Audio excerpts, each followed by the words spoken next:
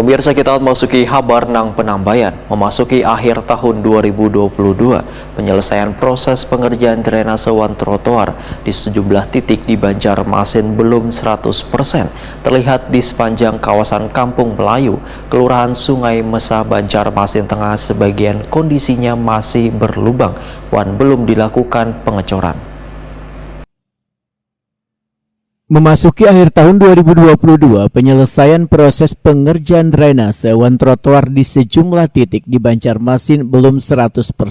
Terlihat di sepanjang kawasan Kampung Melayu, Kelurahan Sungai Mesa, Banjarmasin Tengah, sebagian kondisinya berlubang wan belum dilakukan pengecoran. Kabinat Pekerjaan Umum wan Penataan Ruang Banjarmasin Suri Sudarmadia Wetakuni Prima TV jelang tengah hari Rabu 14 Desember 2022 mengakui bila masih ada sejumlah titik kawasan yang belum selesai pengerjaan pembangunan drainase wan trotoar, di antaranya sepanjang kawasan Kampung Melayu, Kuripan wan RE Marta Dinata atau di depan kantor Balai Kota Banjarmasin. Dinas Pekerjaan Umum wan Penataan Ruang Banjarmasin pun, ujar Suri Sudarmadia, terus melakukan koordinasi bersama stakeholder terkait termasuk kontraktor mengenai proses percepatan penyelesaian pembangunan drainase wan trotoar tersebut.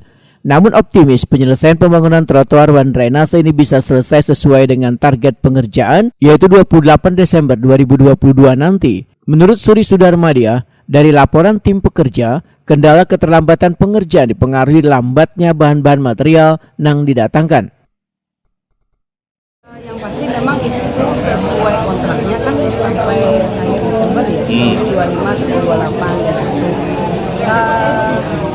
Semaksimal mungkin lah, harusnya memang sudah mulai dari awal November kemarin memang sudah kami minta untuk lakukan percepatan gitu ya, kalau memang harus lembur gitu ya. Sudah kami perintahkan semuanya kepada KPA, PPK maupun supervisi, termasuk juga kepada kontraktornya untuk bisa melakukan percepatan itu. Ada beberapa. Kenapa pada saat ini memang yang Kampung Melayu, terus